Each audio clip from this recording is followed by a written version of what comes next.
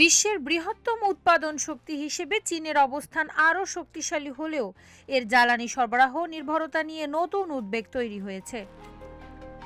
পরিসংখ্যান অনুযায়ী চীনের ম্যানুফ্যাকচারিং আউটপুট $4 ট্রিলিয়ন ছাড়িয়েছে, যা যুক্তরাষ্ট্রের তুলনায় উল্লেখযোগ্যভাবে বেশি।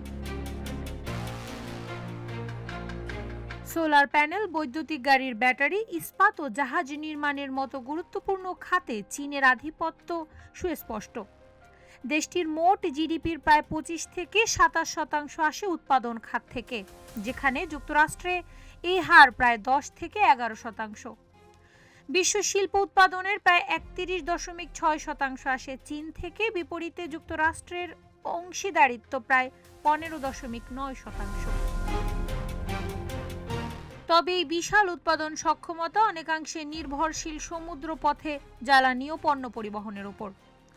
বিশেষ করে মালাক্কা প্রণালী চীনের জন্য অত্যন্ত গুরুত্বপূর্ণ। প্রায় 580 মাইল দীর্ঘ এই সরু জলপথ দিয়ে প্রতিদিন 2 কোটি ব্যারেলের বেশি তেল পরিবহন হয়। চীনের মোট জ্বালানি আমদানির প্রায় 80% এই পথ দিয়ে আসে বলে ধারণা করা হয়। ভারত ও প্রশান্ত মহাসাগরকে সংযুক্ত করা এই রুটটি বর্তমানে বিশ্বের অন্যতম গুরুত্বপূর্ণ চেক পয়েন্ট হিসেবে বিবেচিত। আন্তর্জাতিক বিশ্লেষণ বলছে, এই প্রণালী বন্ধ হয়ে গেলে বৈশ্বিক সরবরাহ ব্যবস্থা বড় ধরনের ধাক্কায় পড়তে পারে।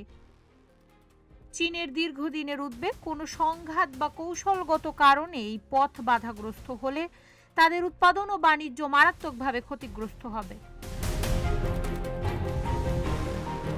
এদিকে এই জলপথের নিরাপত্তা নিয়ন্ত্রণ করে ইন্দোনেশিয়া, মালয়েশিয়া এবং সিঙ্গাপুর। চীনের সরাসরি নিয়ন্ত্রণ না থাকলেও আঞ্চলিক প্রভাব বাড়াতে বিভিন্ন উদ্যোগ নেওয়া হয়েছে। সাম্প্রতিক প্রতিবেদনে উঠে এসেছে, ইন্দোনেশিয়া এই রুটে জাহাজ চলাচলের ওপর কর আরোপের পরিকল্পনা করেছে। একই সঙ্গে সিঙ্গাপুর প্রণালী এলাকায় জলদস্যুতা বৃদ্ধির ঘটনাও নতুন উদ্বেগ তৈরি করেছে। বর্তমানে অর্থনীতি ও ভূ রাজনীতির সমন্বয়ে মালাক্কা প্রণালী বৈশ্বিক শক্তির প্রতিযোগিতার কেন্দ্রে পরিণত হয়েছে।